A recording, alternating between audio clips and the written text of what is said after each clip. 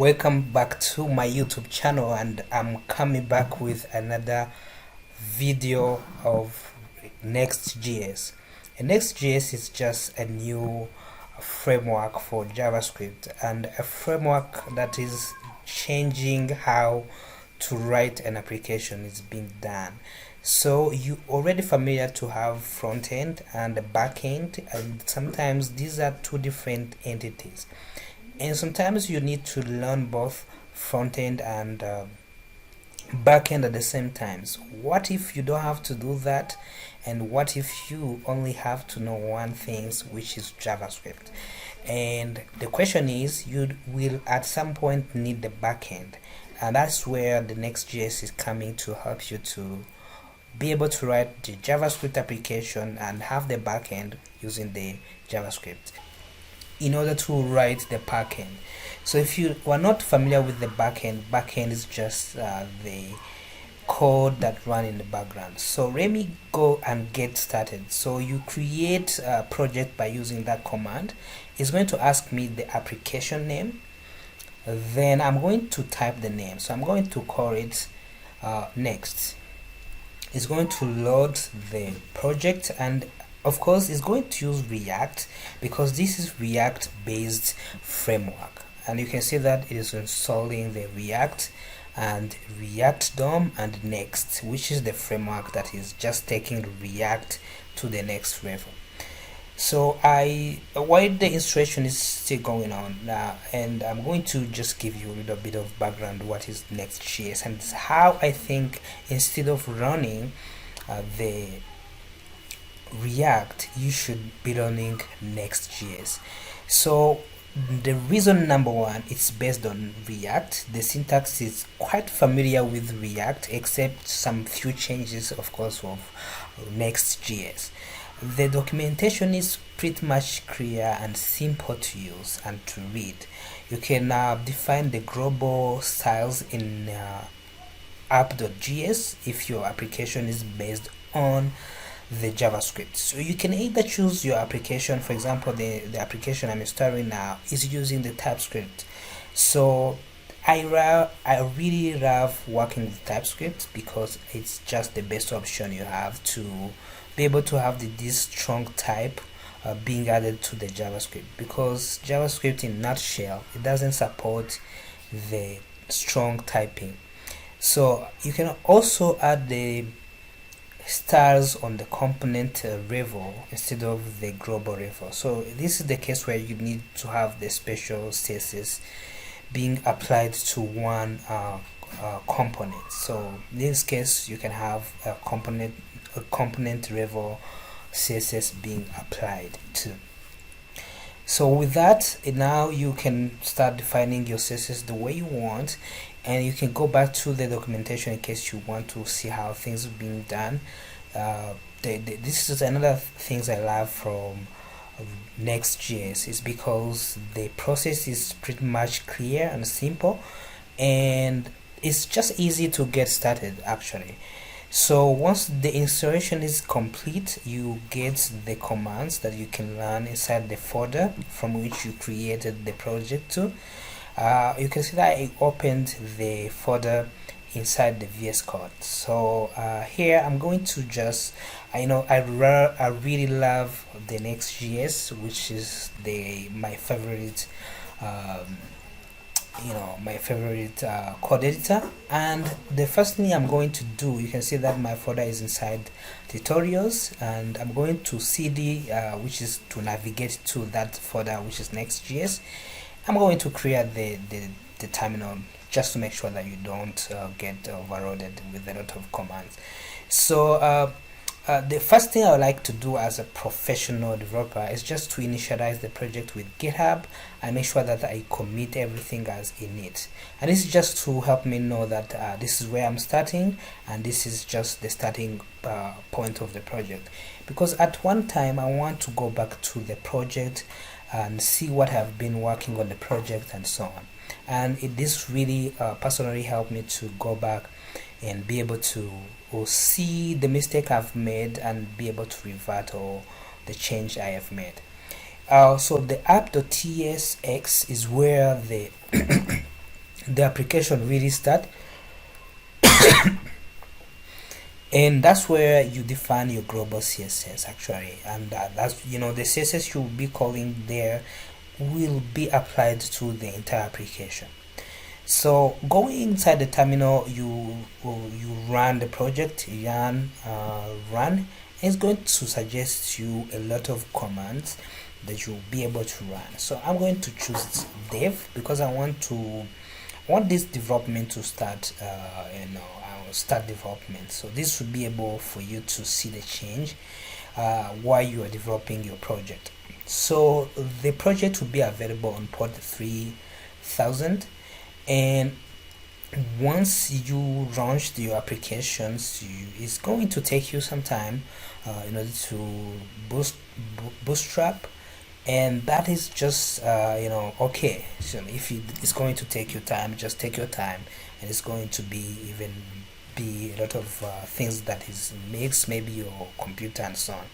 After completion, after successfully compiling the project, now you go to your in your browser and the port 3000, localhost 3000, and you'll be able to see the project like this. Welcome to NextJs. This is the default page that you see on NextJs, and this is actually just the default page there. It doesn't mean that you have to leave it there, and in fact I'm going to remove all of these default page there so that I can put something of my own. So as I said, this is just normal React. If you already know React, there's quite a few changes that sometimes you will not notice actually, but go there to the index.tsx. That's where your default page you have. You can have as many pages as you want in case you have many pages, but for now we have one page. So inside I'm going to put hello world. Just the simple things you can print on the screen just to see how things are working. You can see that the hello world is being printed on the screen, which is fine. Then I'm going to show you how to add the component CSS, because this is really important to have ability to add the CSS to the project and be able to change the page, paint it, and make it the way however you want it. So now go back to the documentation. We know that we need to create the CSS inside components. So you don't have to create CSS necessary in components. You can, for me, I will show you in a bit.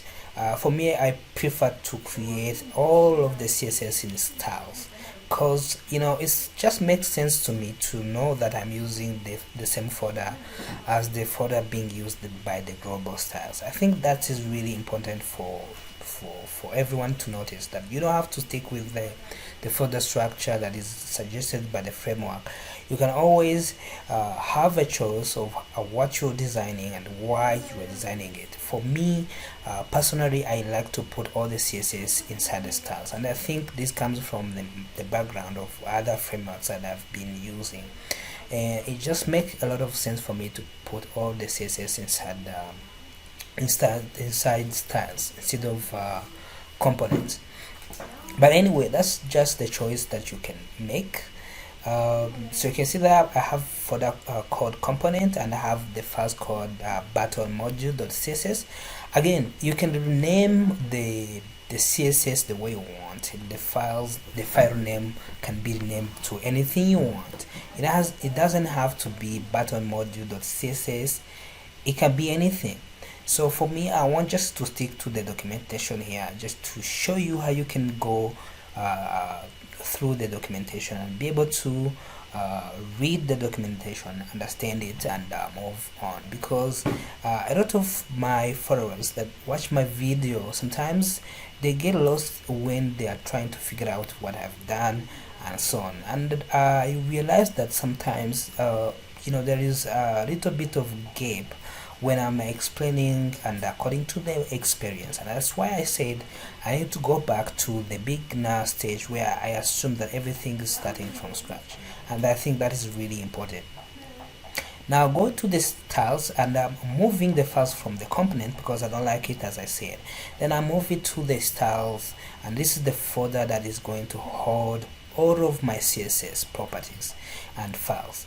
So once I have that there, then the next step is to import the files. Again, you need to remember where these files is from. So you need to say, I'm going just to make the mistake, just so that you can see after making that mistakes, and of course it's not going to compile, but the main reason here I'm doing that is just for you to see that mistake, because I know all of you guys, you face the same mistake like this. You can see that the files is not found, and this is really the same cases all the time. So like, you need to know the files, the folders, and if you don't understand how to navigate through files and folders, you need to understand the file structure and the nesting level that your files is in. And this is what I'm going to show you here.